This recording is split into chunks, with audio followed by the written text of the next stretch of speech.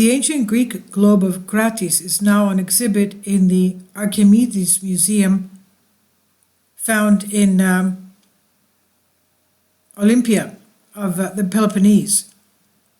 The entrance of the museum, the Archimedes Museum in the center of ancient Olympia, has a remodeled, magnificent first world appearance of the globe of Kratis from Malo of Cilicia. Cilicia was in Asia Minor, the west part of what is now Turkey.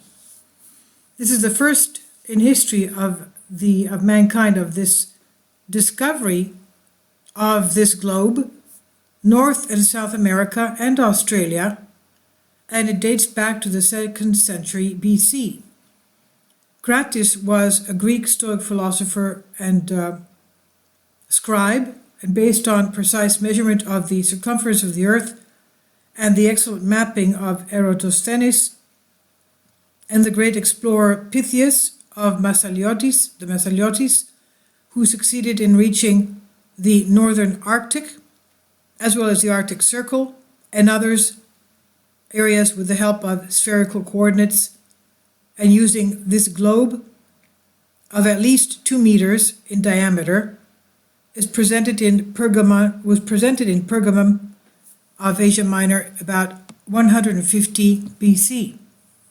The globe is divided into 5 parallel zones, 2 polar, 2 temperate, and 1 hot, a division that we still use today. The polar zones, due to the extreme cold, as well as Ecuador due to the extreme heat, were detrimental to the development of human life. The northern hemisphere's climate seasons were also opposed to those in the southern hemisphere, and the globe of Kratis designed on the globe then known regions of Asia, Africa, and Europe, which it named ecumenical, using parallel and meridian circles centered on the islands of Rhodes and using a variety of geographical coordinates, numerous places, mountains, and rivers. And to balance out the ecumenical area, which was north of the equator, over the huge aquatic surface that remained, he believed that an unknown continent, the periodic, exists in the opposite northern hemisphere, today corresponding to North America, and 2 more unknown continents exist in the southern hemisphere. Antipodes, of which today corresponds to South America, and the Antiochians, which today corresponds to Australia. And a few more words about the Archimedes Museum. The inspiration and creator of the museum is the mechanical engineer Mr. Kostas Kostanas, who also created the Museum of Ancient Greek Technology in Athens. And there I'll show what tremendous beautiful things they have from ancient Greek technology, even a little robot that could pour wine and water into a goblet in equal measure, and for the person who wanted to drink his water with wine to be mixed properly. The robot was dressed like a little woman with a chiton dress, and doing this, holding the little cup of water and wine to be mixed properly. So this is something that was from ancient Greek technology as well. They even had elevators in ancient Greece, as what is exhibited in that museum. Now, the Archimedes Museum also honored in recent years with TripAdvisor Certificate of Excellence in the world's largest travel site.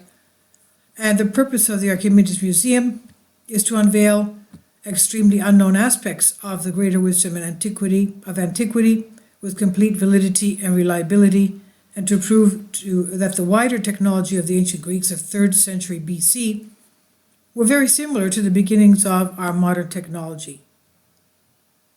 And all exhibits are accompanied by rich audiovisual material such as explanatory signs and gigantic posters with lots of information, drawings, photographs, and bibliographic references. What surprised me about this globe is the fact that Europe and Siberia is right over the North Pole. Africa, as we can see here, is in a temperate climate, meaning that it had more rain, it had more water, let's put it that way, and it's not over the equator. The equator is basically over water, and then there's another landmass, Australia, for example, under the equator, much closer to the equator. So this is what is very strange about this ancient Greek globe that they were using about 300 BC.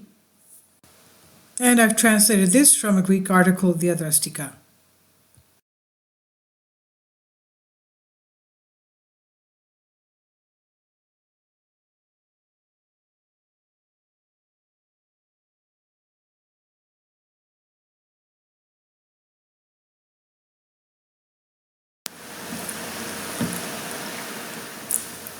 If you'd like to join me on my Patreon account, you will hear content not covered by mainstream media. These riveting stories will be based on my research, and I will state my opinions and give my personal insight on diverse and controversial subjects and world events not covered by mainstream media, and not supported by YouTube guidelines. So whatever I have on my Patreon, most of those will not be on my YouTube channel. Please consider becoming a member today. More of the most significant and important videos will be on my Patreon channel. Your support helps me to continue my research and keeps this YouTube channel alive. And we depend on your support, your generous charity, because we help economically challenged families here in Athens, Greece, in Kapota, and we also help the young generation with university tuition and the community around our church. Thank you.